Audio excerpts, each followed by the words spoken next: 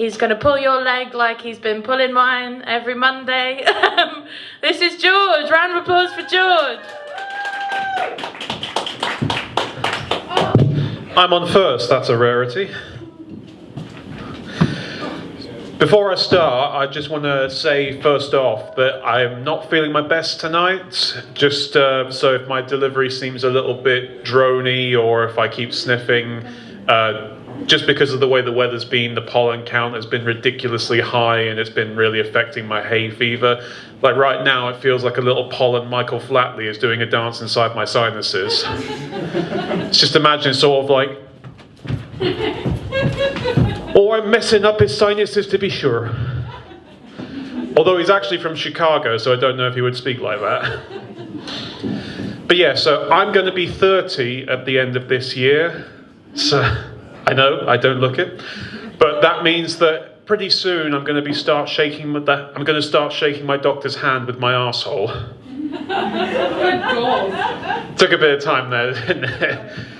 And I like someone said, "Good God," over there. It's like, oh, that's a nasty mental image. But yeah, just imagine it. It's like, "Hello, doctor. Good to see you. I didn't know you were engaged." George. It doesn't get much lowbrow than, oh wait, yes it does. But yeah, no, we all get old. Apparently one of the reasons why they make sure they check your prostate when you get to a certain age is that because if it's not in the right condition, it can lead to erectile dysfunction in men. And you don't want to risk Viagra at that age, because if something goes wrong, they won't be able to get the lid on the coffin. It'd be like that bit from The Incredibles, just sort of like, ah, damn it. We'll just have to bury him open lid. No. At least the worms will have a bit more meat to eat when they get to him. I just imagine that once they do finally get to that part of him, it's like, Christ, Barry's let himself go. I don't know why graveyard worms are Welsh, but it works. Was that supposed to be Welsh? That was supposed to be Welsh, yes. I apologise if you couldn't tell. I'll take it. But yeah, we all get old, but it does seem like something that sneaks up on us, really, because like just this morning I took a shit that gave me a headache. That's a depressing part to get to as a man, isn't it? Next thing you know, I'll be going bald. On a side note, anytime I have to take laxatives if I get constipated, I say to myself, bottoms up, and hopefully bottoms down on my toilet in a second. I tell you what though, there is nothing worse than when you've taken laxatives and nothing happens for a while, because then you have to stay inside just in case you get a surprise exit in the number 2 slot. But, you know, we all get old and it can be a bit depressing, but there are definitely certain little behavioural trappings of age that I want to try and avoid. Like, one thing in particular, crossing the road at a diagonal way. I hate old people who do that. I don't mean they cross the road like this. Because if anything, I'd actually celebrate them for being able to do that with arthritis. What I mean is that old people take ages to cross the road anyway. They can't help that. But for whatever reason, a ton of them, instead of going in a straight line, they'll go at an angle, maximising the amount of time they spend in the road. As at that point, you might as well just be wearing a big sandwich board with a target on it, because at that point, you're taunting me to run you over. I just turn to the person next to me and go, I bet you I can break his plastic hip.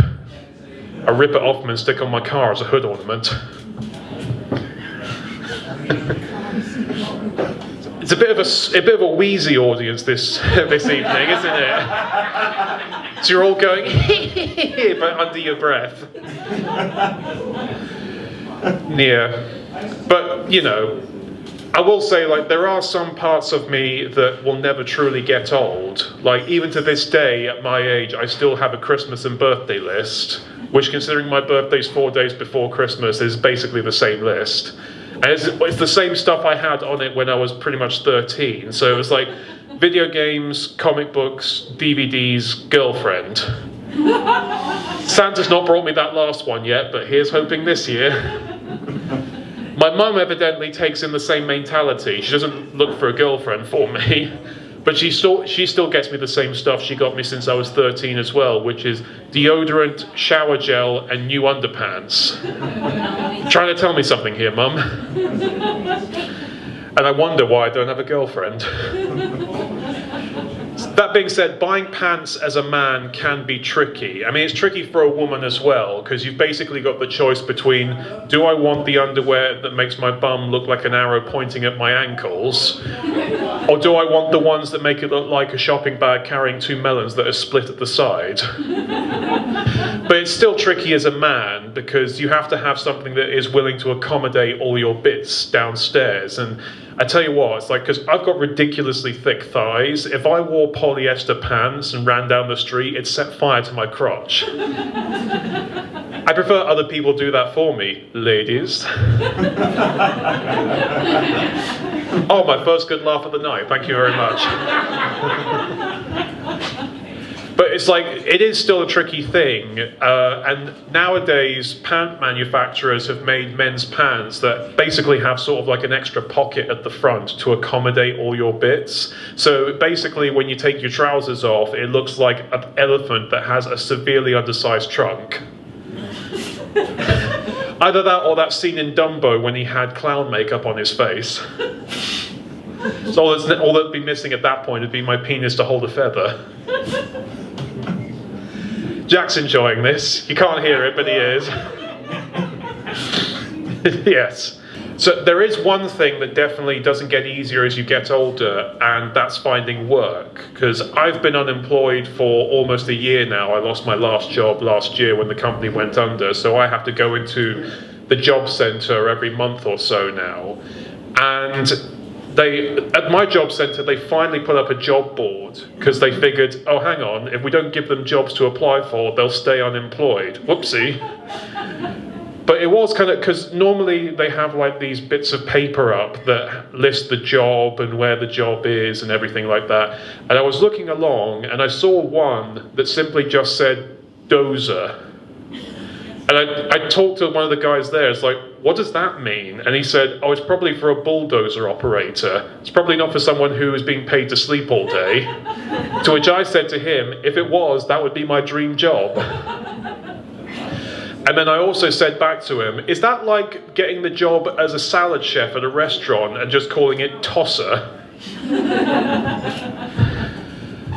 A lot of people do tell me that they'd be very, very shy and embarrassed doing the sort of thing that I do. I mean, you can still tell that I'm a beginning comic because the videos of me doing my routines online get about as many views as ITV on Christmas morning.